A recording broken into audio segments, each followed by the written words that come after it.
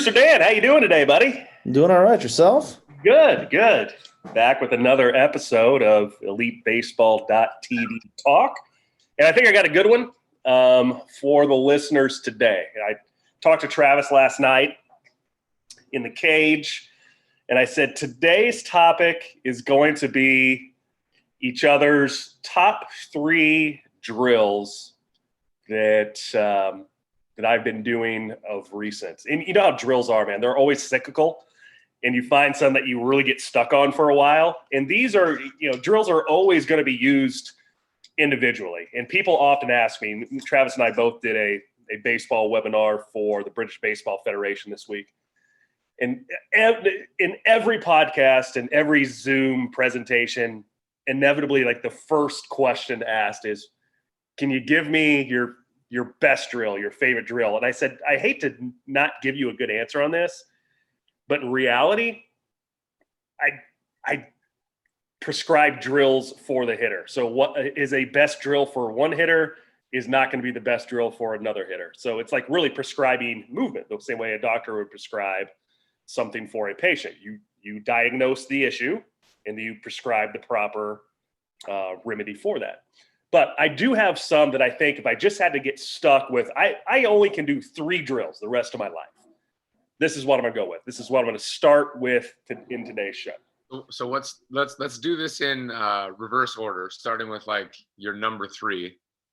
And we'll do like our number. We'll do our number. We'll roll it up that way. See, our number twos that are number ones. Going to roll it up that way. So in the epidemic of barrel dumping, I'm going to start with a movement prep drill that I've really, really liked recently. So in our weight room at Elite, like probably most weight rooms around the country, we have bungees, pulleys, etc. And so I strap one of your bungees, Travis, up to the top of the rig. So it's probably 7 feet in the air, has a clip on it. And then we have, and I'm not even sure what this thing is called because you brought it in. It's the long metal pipe. It's probably almost the size of a bat. It's probably 30 inches long or so, but and probably the diameter of a bat handle. But it just has anchors on either end so we can clip the bungee to it. And what do you call that thing anyway? Because I know you use it for a lot of stability in rotary. I don't have a name for it, but yeah, I know. A long pipe with a friggin' hook on the end of it, right? So what I do is I get into my stance facing away from the rig. So my back is facing the rig. And I'm trying to describe this because I know people are listening and probably not watching this. And so what I feel with the bungee on the end of my pipe, which would be the end of the bat, would be the very tip of the barrel of the bat, it's pulling me into external rotation. It's pulling me into barrel dump. And so what I'm trying to do is resist that pulling into barrel dump by keeping the barrel above my hand. So I'm keeping the barrel in an upward position, a tipped up position. And so as I start to slot the bat, it's still trying to pull me into dump, and I'm trying to slot it, maintaining a good angle as it's coming into the slot. When I did that, and I was just playing around with it, I felt an immense pressure in my top hand, my top wrist, and my top forearm. And you've heard for ages of hitting coaches, a very old school cue from 30 years ago, have a strong top hand. And I think as I felt that, it resonated, that old school cue that really hasn't resonated with me for much of anything, like strong top hand. Well, what the fuck does that mean from one hitter to the next? But as it was pulling me into barrel dump, my wrist, forearm, and hand had to resist that movement as I was slotting the bat. So taking that movement prep into my number three favorite drill, it's a bat with a really big, heavy handle. So let's say the normal diameter of a bat handle is 1.5 inches. This one's probably 3.5 inches. And it gives me the same sensation of having to resist barrel dump because of this heavier object in my hands. It's basically like swinging if you can picture the barrel of a bat, like you're swinging the barrel of a bat, but the barrel of the bat is just extended the whole way down. So there is no handle. It's just one long barrel. And by swinging that, I feel the same sensation of a lot of weight in the handle of this bat that's trying to pull me into external rotation, but I have to force it to stay up. And it's just an external cue of getting me to feel swinging a bat, but maintaining the integrity of my angle without getting into early barrel dump. In the early barrel dump, we've covered this on a number of shows briefly and sometimes in longer cases. I still believe that a lot of the barrel dumping is caused by a false sense of security by not training in tough enough conditions. So not training against velocity. And when you're doing just front toss, you can have the outcome of the swing be what you want it to be. I might hit a line drive or hit a ball hard in the air, but I had way more time to do it and didn't even realize I was barrel dumping because I was just training under very soft conditions. So number 3, it's any feeling of a object pulling me into external rotation, my top hand having to work harder to keep barrel integrity without getting it into a dump. First with movement prep and the bungee cord with the long pipe, and second, a fat handled bat. That's my nice. I like it. I like that. I like to use the pipe in the weight room as some prep time too. And a lot of times I'll hook the bungee up to the bottom end of it. So basically it would be like the knob side of it, to feel directionality. So again, like just the feel of being able to take the bottom portion that's being pulled from behind and being able to turn that direction, making sure that movement's going forward. And I think the good part about that too, if you haven't messed around with that, is try it on that end one time. Because once you start to move that forward, the pressure from the band makes the end of the barrel of, I guess, this pipe feel like it wants to shoot backwards as you pull this movement forward.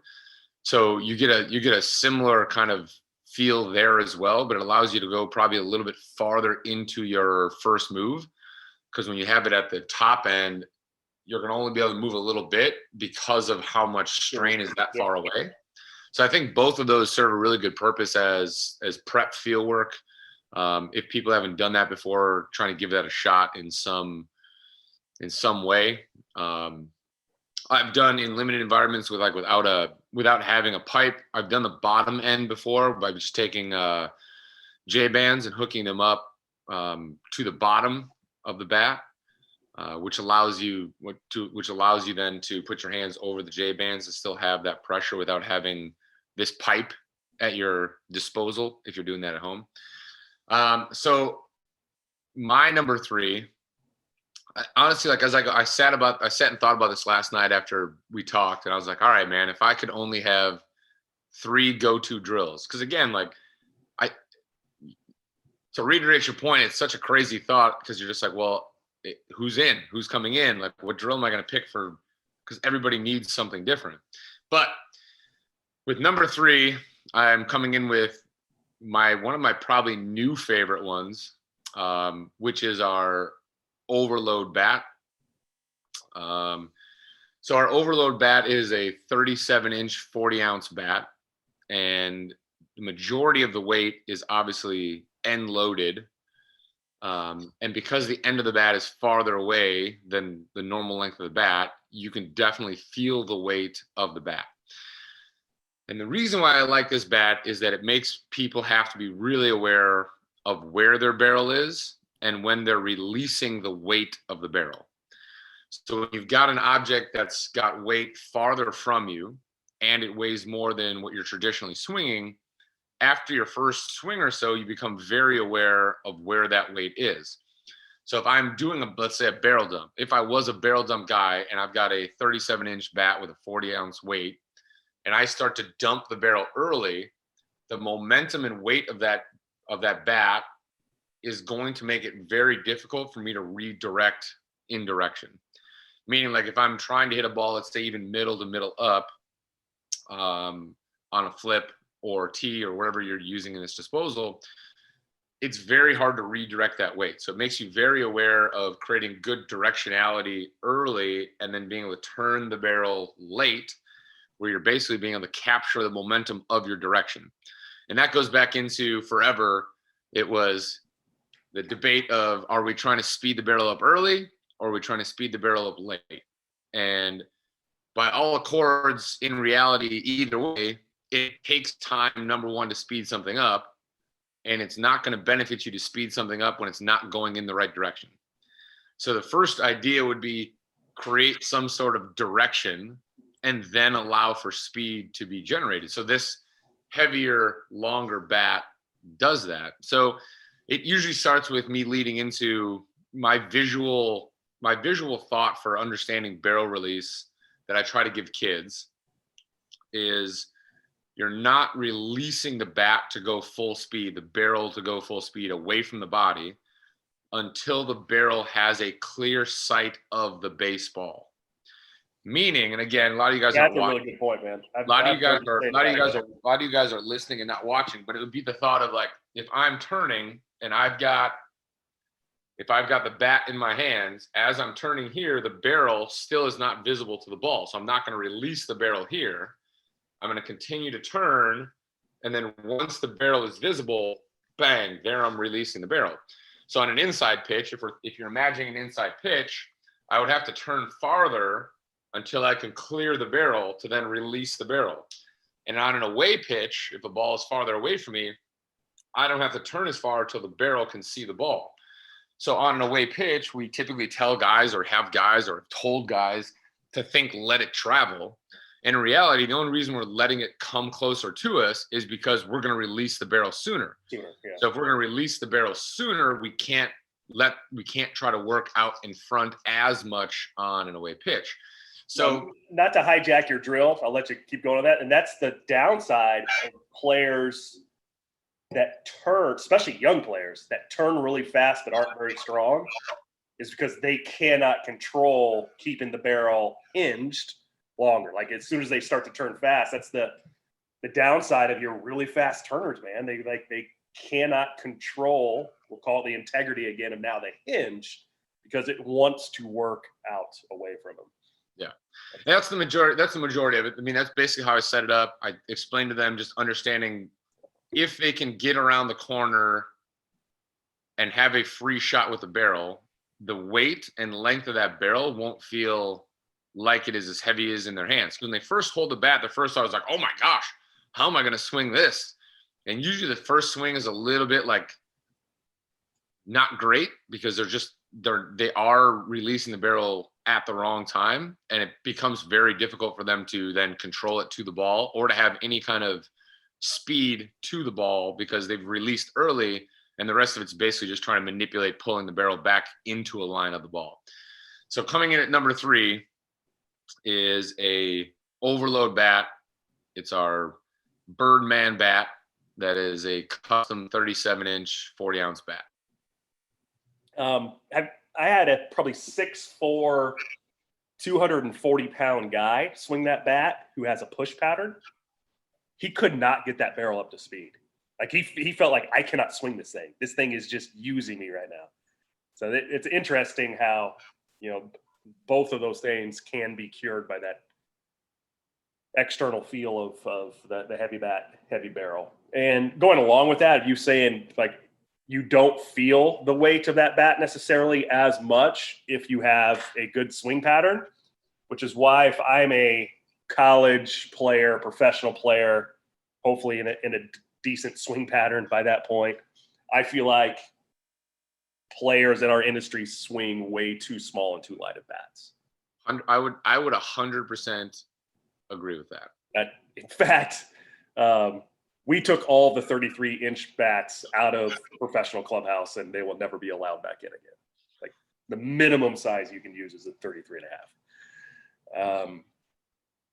But I do feel, and I've been encouraging several people that all have gone up at least a half an inch with a bat. Like, dude, you can swing a bigger bat. Your swing mechanics are going to allow. You're not even going to feel this.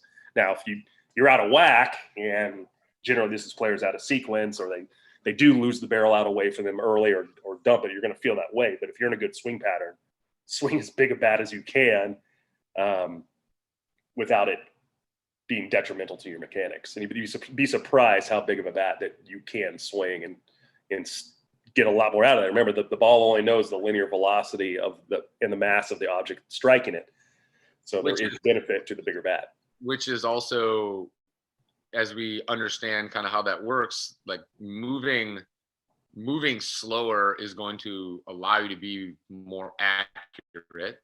So part of the benefit too is that you're using something that's got more mass, more length, that you don't have to generate the same bat speed as you would with a lighter, shorter bat to create the same amount of damage, which allows you to have more feel for just basically getting to the back of the ball. And automatically, just the physics properties of a longer bat is going to give you more linear velocity, even if you're not moving it as fast. There's a trade-off there, certainly. Like if you move too slow, you're going to lose some linear velocity. But the length of the bat, the length of the spoke is going to give you more linear velocity. So, yeah, agreed there.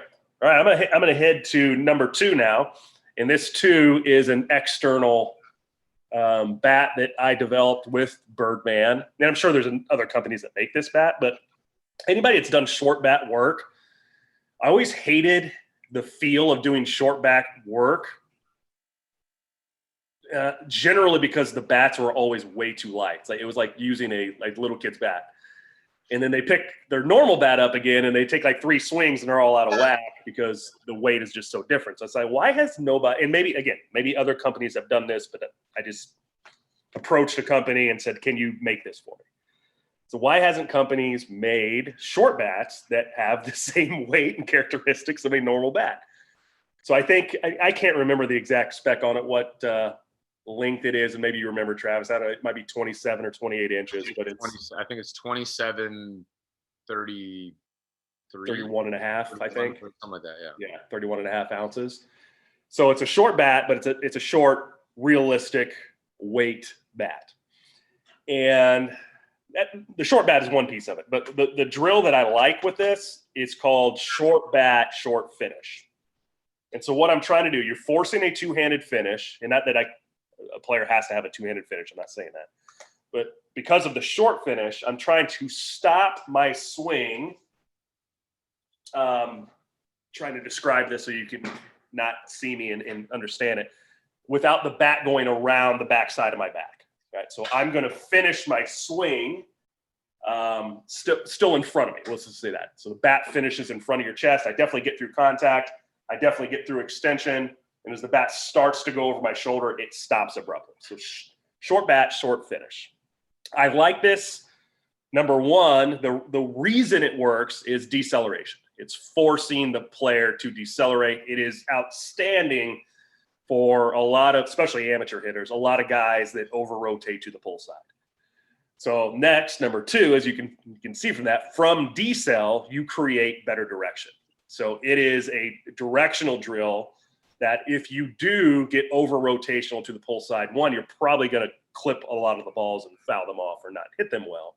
And it forces, because of the short bat, to stay directional in the front of the zone. So I'm staying directional in a bigger timing window, in a bigger hitting window, through the pitcher, but working on two things at the same time, which are certainly interconnected. Decel and direction are very interconnected. And decels, we've mentioned on previous shows, also can reduce the time to impact and increase your bat speed from the fact that we're sending energy to segments quicker. We're shutting energy down from a previous segment, sending it on to a segment up the chain. So both of those things have a benefit of reducing time to impact and increasing your bat speed. But I've had a lot of success with the short bat, short finish drill, especially for players that lose direction due to poor decel and over-rotate to the pull side. Well, yesterday was actually the first day that I used that bat because it's the first time I've seen it in the facility. And I was like, oh, what's this? I've been hiding it from you. I was like, I'm like, what's this? And I'm like, this is awesome. And I picked it up and I started moving with it. And I should have put my name on that, right? Damn, that's a money-making opportunity right there. The first time I've seen it, I grabbed it and I just started like swinging it. It's just, natural habit, like something new. It's like, all right, let me just see what this thing feels like.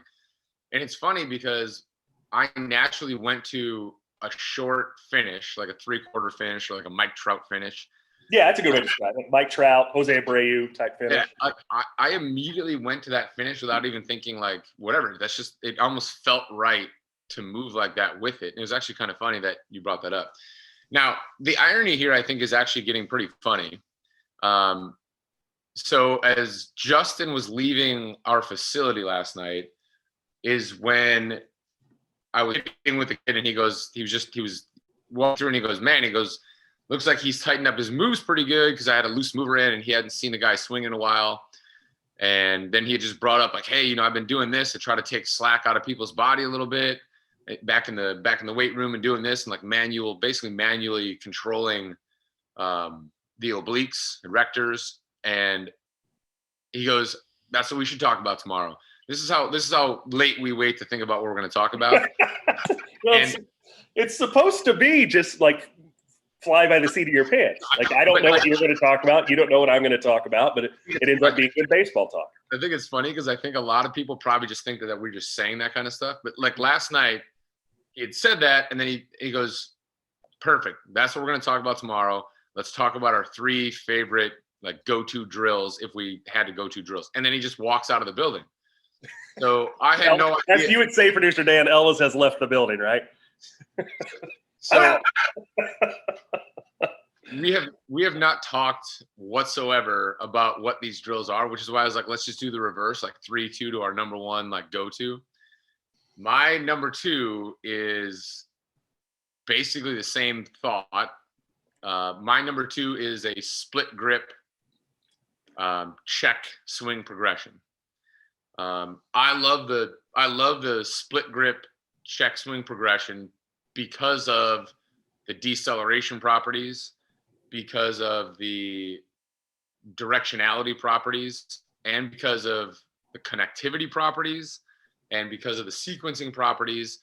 If you're doing a split grip check swing and you are doing it at full speed for what your body will allow you to do, it is incredibly difficult to be out of sequence, disconnected, or to lose essential directionality, because the brain's immediate thought is going to, I have to be able to shut this down, but I have to get to full speed. So it's going to eliminate a lot of false directions, because you're not going to be able to get up to speed in a short window. It's going to take away a lot of those disconnections of losing the barrel, because if you lose the barrel and you try to do a check swing, you're not going to be able to stop the barrel. Even with a split grip, it's going to be incredibly difficult to stop the barrel with a split grip check swing. So in my progression, I typically will start out with PVC. I like to use PVC early in the split grip simply because it gives you a different feel. You can elicit people to make sure that they're being accountable for how fast they're going, simply because with the PVC, because it is lighter and thinner, you're going to typically hear more of a whoosh sound from the PVC if you're moving it fast enough. Plus, you're going to, when you put the brakes on, we're using typically a 5 foot piece of PVC. You're typically going to see the PVC bend the opposite direction. So when the wrists and hands break and stop, the PVC will continue to go. So you'll see it kind of go past their hands before it comes back. So we'll start with what I would call like a 90 degree. So 90 degrees basically go to contact and shut down as rapidly after where you feel like contact would be. So basically, how rapidly can you stop after contact?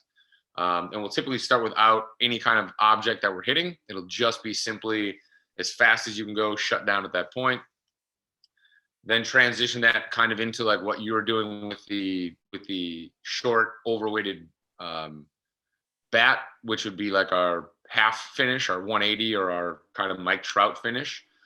And then I'll have guys go as far as they can, essentially before they roll over. So sometimes that is 180 for guys. Sometimes it's a little bit more than 180. And then eventually we'll transition that into a bat. Once they have kind of the feel for the speed and what their body can manage, we'll transition that into a bat with a split grip and go through the same progression, 90s and 180s typically. And then we'll introduce a ball moving at them. And the reason I like a ball moving at them with the split grip is it also elicits way more awareness of timing. So if I'm only allowed to speed up and shut down within, let's say, 90 degrees, which is basically contact, and I tell guys as they're hitting the ball on the split grip check swing, I want them to hit the ball as hard as they physically can, which means you're you're still going to be accountable for going full speed to basically impact before you're trying to shut down immediately after. But knowing that I only have 90 degrees to be able to get to full speed and shut down, I have to begin to launch to the ball correctly, or I'm going to have to like shift my body forward to try to make it look like I have only going 90 degrees, which would be a poor timing mechanism. Or I'm going to have to go slow into impact because I'm going to run out of space and I'm going to have to slow down to impact the ball. So I like it for the timing aspect once we get a ball moving, because it only gives you a small window to get up to full speed and shut down. So you have to be able to begin at the right time to maximize that feel. So my number 2 is going to be a similar thing because it elicits decel, direction, connectivity, a bunch of different things. Probably really was a tough call not to put it my number 1. But split grip, and we do split grip just so for you at home, we do split grip so we reduce the strain on wrists and hands when we're trying to stop something. So my typical setup for that is about 1 hand length. For people that are having an issue breaking, I'll have them have more space. So basically imagine 1 hand length in between where your normal grip would be. 1 fist length is about the distance that we go, unless again somebody's really having a hard time being able to break. Then I'll widen that space a little bit and make it more of like a hockey shot where it's a little bit easier to decel and take some strain off the wrists and the hands. Nice. That's a great movement prep drill sequence that we start with in a lot of our classes, lessons, etc. And it's applicable to any age player for certain. And we've talked about the PVC progression, how we joke when players, especially professional players that haven't done it before, how poor they are at it because their brain just doesn't know how good their braking system is, because that's essentially what you're testing with that drill. And then of course improving. All right. So we're to my number 1, huh? Uh-oh. Yeah. It's weird how these drills come back. And I think back to the first hitting DVD I made by myself. As we were going out on the speaking circuit probably 12 to 15 years ago. And I think probably my first hitting DVD I did maybe 12 years ago. And this drill was on there. And I only did it with advanced players. I didn't do it with kids because kids were terrible at it. And I did this drill with advanced players to simulate the cutter, and this would be like a right-on-right cutter, where occasionally players would run out of bat. So if you're losing direction off to the pull side, you're fouling this ball off or missing it completely. Now I do it for a different reason, but it's weird how these drills come back. And I'm sure other people have done this drill in the past too, but at the time I thought I was being very, very innovative. And it's angle toss or angle machine. And this, if I had one drill that I had to do the rest of my life and only one drill, this one would be it. Angle toss or angle machine work. And I would do toss before machine, but I would certainly do them both. And the reason why I like this, and if you haven't done it before, don't know what I'm talking about, I set the L screen or the machine up at an angle that's really behind the player, behind his front hip. And I'm going to toss it, and it's not a 45-degree angle by any stretch, but you're probably talking 20, 25 degrees. And I'm throwing this ball across them to the outside corner, and it's going to clip the outside corner and keep going to the edge of the outside batter's box. And what I ask the hitter to do is hit this ball into the opposite field corner of the cage. So that would be for a right-handed hitter, just off center to center field, slightly right center, if you're hitting it back to the corner of the cage. And the reason I like this so much, again, truly with more advanced players, because the thing we work on the most with advanced players are angles and direction. Angles being make sure that my planeness of my swing is appropriate, staying on plane for as long as we can, as well as maintaining direction and hitting in a big window for as long as we can. Those are the two things I work on most with advanced athletes, angles and direction. With the angle toss or angle machine, the integrity, I use that word a couple times today, of your direction has to be maintained. And there's a lot of pieces that go into this. One, I have to slot the bat correctly for that to happen. If I slot the bat incorrectly, going back to the drill that you said with the very long, heavy bat, Travis, if I lose the barrel or make some false move, there's going to be a compensating move to the front side of the swing. So if I lose the barrel behind me early, or I make a false move early, an inappropriate move early, really where that costs me time and distance is on the front of the zone, because you're going to be making a compensating move to get the barrel directed back to the ball, but it's going to keep going and slide off their front hip. So you can't do that here. So number one, I got to slot the bat correctly. Number two, I've got to maintain my direction, my line through the baseball, which means I have to force myself to decel. So when I do this drill, oftentimes hitters will have a naturally shorter finish. And what I say is, don't let your belly button get back to the pitcher.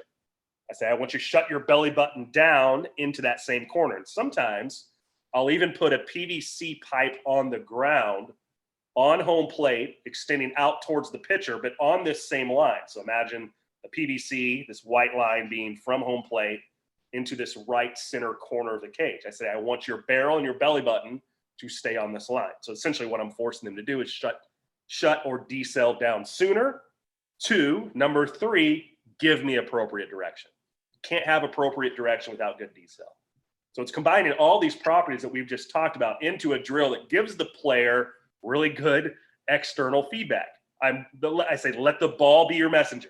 The ball is going to give you the feedback. If they do this inappropriately, the biggest result you'll see is they will foul the ball off into the opposite corner of the cage. So from a right-handed hitter, it's going to foul off across the left-handed batter's box into the corner of the cage. That means they're losing their direction. But I said, let the ball be your feedback. If you can get the ball on this line, and it requires a really good tosser too. You can do it underhand. I tend to do this one like short overhand, so I put a little velo on it, and I certainly want velo with the machine. But let the ball be your messenger. The ball will tell you if you're maintaining your line and staying through the ball. Proper decel has to happen. Proper slotting action has to happen. It's basically telling us everything about our swing by the feedback of the ball, which is why I think it's such a good drill. And if I only had one to do on a deserted island to build a hitter, this would be the one I would do. I'm gonna give a shout out to one of our former interns that's back with us doing work now, Christian Paulson. So after work last night, we were sitting down, him, me, and one of our other guys, Dan, and having a couple adult beers. Adult beers? Are there kid beers now? Adult. Yeah, root beer. There's root beer. Oh, root beer. Okay. And we've been meeting just like Wednesday nights and just talking a little bit of shop after work. And as we were going, I was like talking about what our podcast is going to be. So I was like, here's what the podcast is on tomorrow. What do you guys got on, like, what's your thought on your drill? And his response was quick, and it was immediately angled toss. That was Christian? Yeah. And I was like, all right. Christian, by the way, was a employee for the Blue Jays last year, is one of their tech dev coaches that interned for us for a couple of years. Yeah. So it was, and when he said that, honestly, like, I probably don't do that drill as much as I probably need to. I think, sometimes, again, we get caught in sometimes like cycles of no doubt of what we do.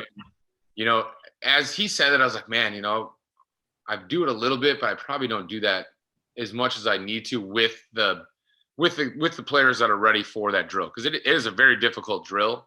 And if you're just trying to throw that on somebody that doesn't have an understanding of how to move, it's going to be a nightmare of a drill. Yeah, like, there's a lot of swing and miss, a lot of foul balls. Yeah, a bunch of filleted balls, a bunch of just across the hit back at you. Like,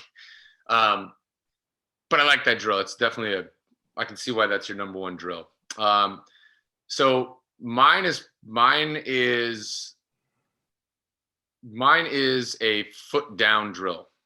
My number one, if I could only do one thing, and this to me is probably a little bit more universal, because this drill, in my mind, what it's doing is it's forcing a player to learn how to move his pelvis correctly. So the majority of players that I get, at every level, essentially, they're always told to rotate their hips, and a lot of them rotate their hips incorrectly. And people are gonna be like, what do you mean you rotated your hips incorrectly? Well, there's different ways to move. Like, you're getting a lot of guys, what they do is they end up taking away space from their upper body and losing balance and stability, because their lead hip will become kind of their anchor point, and the backside will just swing around the front hip versus rotating from the pelvis, where the hips are going to be moving in opposite directions as it allows the pelvis to stay center. And what happens is a lot of bad things come from that. Number one, your upper body control is going to be highly predicated upon the fact that you have stability and balance below it. So once we lose posture, stability from the lower half, the upper body has to compensate to be able to manage that, which is going to lead to, most of the time, a change in direction of the plane. So my plane might start one way, I lose balance, my body compensates, the plane immediately shifts, which in that case is typically going to be underplane. Whether the athlete stands up and goes underplane or whether the athlete falls down and goes underplane, it typically ends up in an underplane swing. And real high, typically like vertical bat angle, like beyond excessive, which is going to lead to a lot of clipping of the ball, missing of the ball when you aren't barreling it up. So setting it up, I typically just have an athlete do a movement before I have them swing with it, because it is a different feel when you aren't able to release essentially your back foot. And I have them stand there and I have them try to figure out how much range of motion, how much turn can you create without allowing your feet to come off the ground and move. And you'll see some people that are like, I can't get around this corner. Like, a lot of that becomes then, even disassociation and that ability to move your lower body away from your upper body. But I'll have them just move and they'll be surprised how far they can turn. And we'll have a conversation like, how much of the swing do you feel like your pelvis, your hips actually contribute to the speed of your swing? And I tell them it's a very short amount. It's probably way less than you think. That doesn't mean that your hips won't turn farther, but they're only going to contribute for a very short portion of the swing before it passes energy up to essentially the upper body. So that means that the lower body has to be in a really good position to do its job and maintain stability, which is still, in my opinion, what the legs are for. They're for stability. And the foot down drill is going to force them into that position. So we'll start with them just feeling it through. Then we'll add, the swing to that position, starting slow, letting them move. Then as they kind of feel comfortable, going a little bit quicker with it. Then we'll add a step into that. So I'll actually have them go from their stance into a step immediately into a swing. So basically we're now taking into a fluid movement, but still keeping both feet stable. So basically once they land from that step, they've got to keep both their feet still flat on the ground for the entirety of their swing. I have seen people, and I've got a lot of hitters that we've had discussions on them hitting with that or a version of that in a game. And we've had discussions about them hitting like that in their mind two-strike approach. The quality of body control when the pelvis has to stay stable and the feet have to stay on the ground, because even just your awareness of what it's going to take weight-wise to keep your feet from moving is going to be what your stability is, leads to so much better control of the upper body, which leads to better control of the arc of the swing, which is going to lead to better barrel control and ultimately striking the ball more consistent. That I've seen guys that will mishit 10, 15 balls off of a shorter, slightly firm overhand toss. And I'll go, hey man, go back to feet down. And they'll just go barrel, barrel, barrel, barrel, barrel. And then I'm like, all right. And they're like, well, can I go back to my swing? And in my mind, I'm like, that is kind of your swing. Like, your swing is just going to be a slightly different version of that. Like, maybe you end up with a little bit of a kickback. Maybe you end up with, something more like a Nolan Arenado, where his ankle just kind of rolls in on a lot of his swings. And I'm not saying that is the, what they need to go to, but it's going to be a version of that where they understand that the control of their pelvis is going to directly relate to how well they control their upper body and control their back. So coming in at my number one, if I could only do one thing with anybody, would be that. And honestly, this was a tough list. Like, yeah, that would certainly be honorable mention on mine. That's a great drill, and I haven't done that with adding a stride into it, but doing the same thing, I really like you doing that. I was thinking as you were talking, such a good drill. Watching Tommy work out in the off season when he would work out in LaGrange suburbs, and and this is towards the end of his career, he would never hit very long. It would be like 25 minutes max. He would do that drill for 20 of the 25 minutes. Yep. Different versions of it. Yep. But yeah, it's such good direction too with that drill at the end. One of the things I was thinking about as you were talking about that is it just goes to show you how much true rotation, the thought of rotation of the hips, forces players out of some really good positions.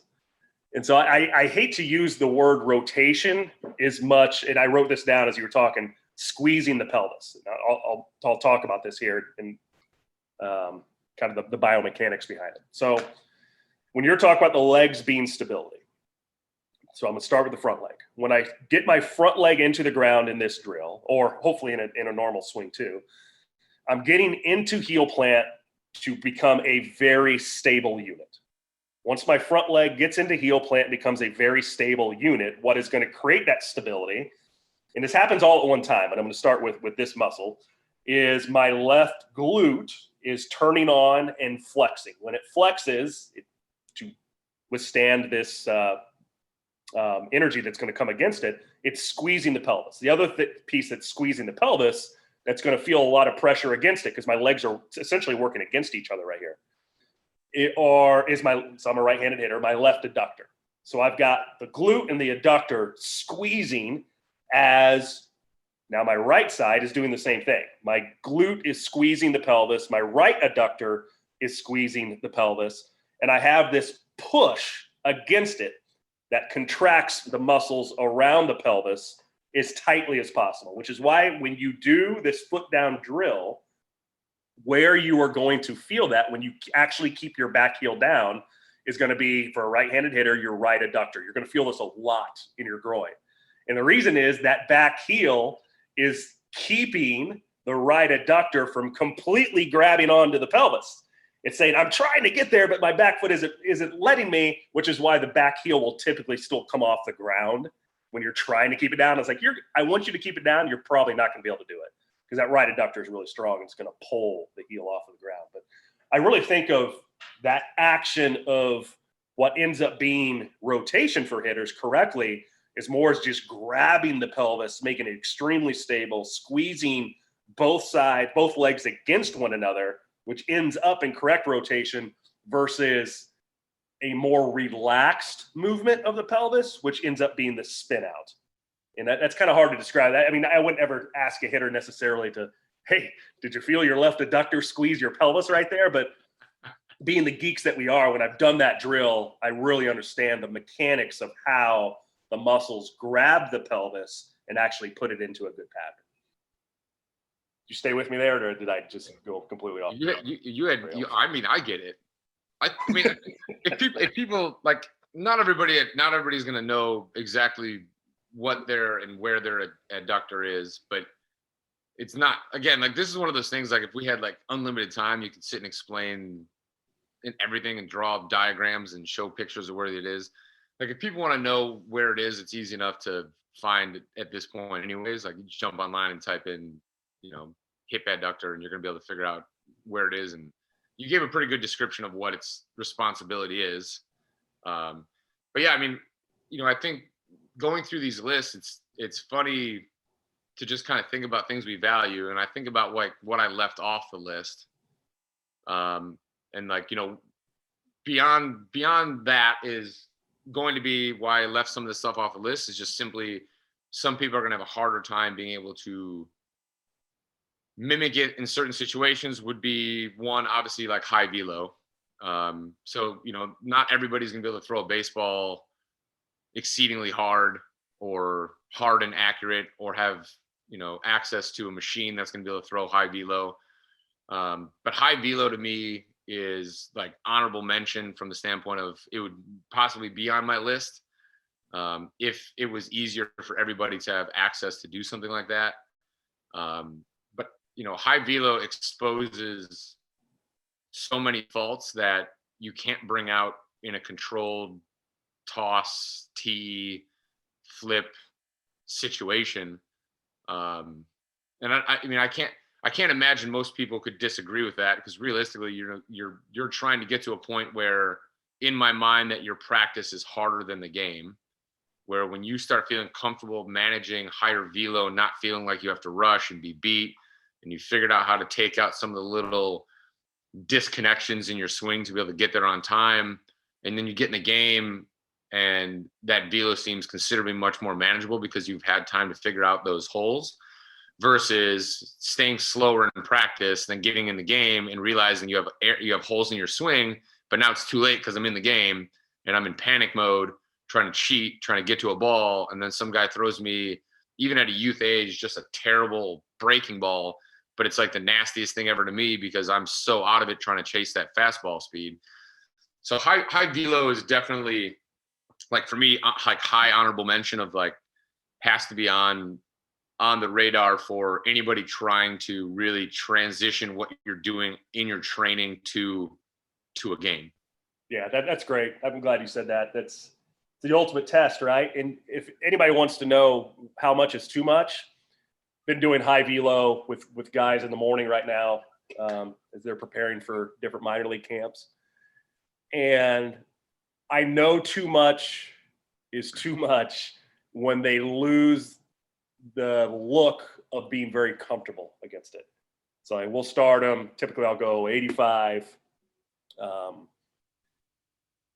Kind of the progression we've been going, just because the way the machine's set up, is 85, 89, 94, 99, 102. And I don't get 102 the first day, but it's like, man, you were really comfortable on 99 right there. That, like, nothing changed.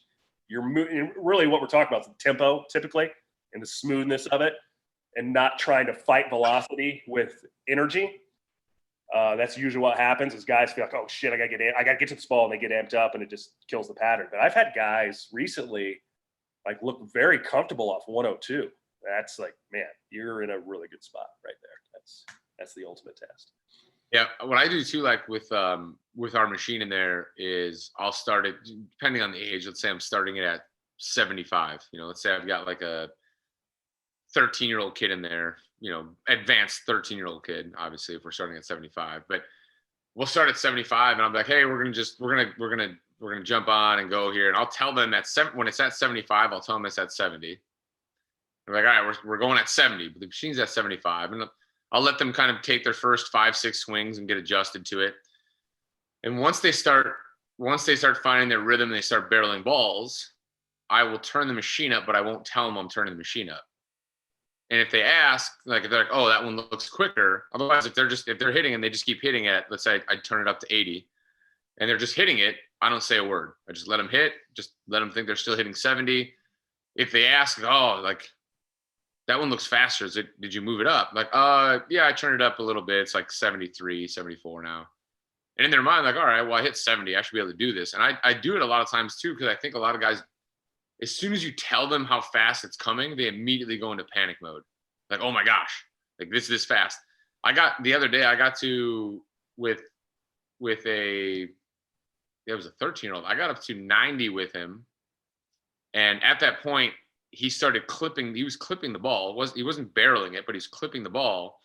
And he thought it was at 80. And he was so jacked up that he was clipping 80 at 13. Like, he's like, man, I'm right there, man. He's like, I feel like I'm right there. Like, I'm close. Like, I'm going to be able to get this. I'm like, why don't you walk back over here? I had him walk around the back of the machine. He looks at it. He goes, wait, that says 90. I said, yeah. Now, if I would have started out, I don't know. What's that? Were you using the turret? Yes, I was using the. Yeah. There's pictures of this machine that's 6 foot tall and about 2.5 feet, 3 feet wide. Like, think, man, you're on 102. It's like, this machine will go 150 and still hold the spin values of a machine. It's absolutely crazy. But I like doing that too with velo, where I undersell what it is, and I just let them feel like, oh, even for guys like, well, I should be able to manage this, and it's like it might be 85, and I'm like, well, it's 75. You got to be able to manage this year. And they go in and like they feel like they're supposed to hit it, and they are able to do more because they feel like they're supposed to do it. Now I've had guys that's gone the other way, and I'll dial it back down a little bit. Like they feel like they're getting beat too much. Like you said, that moment when it's like, man, like you look like you're in panic mode. You're rushing. Your tempo's breaking down. Your stride is literally taking 0.0001, milliseconds, because you're just like up down. Like you gotta. And then you're like, all right, that's we're beyond what you're comfortable doing right now.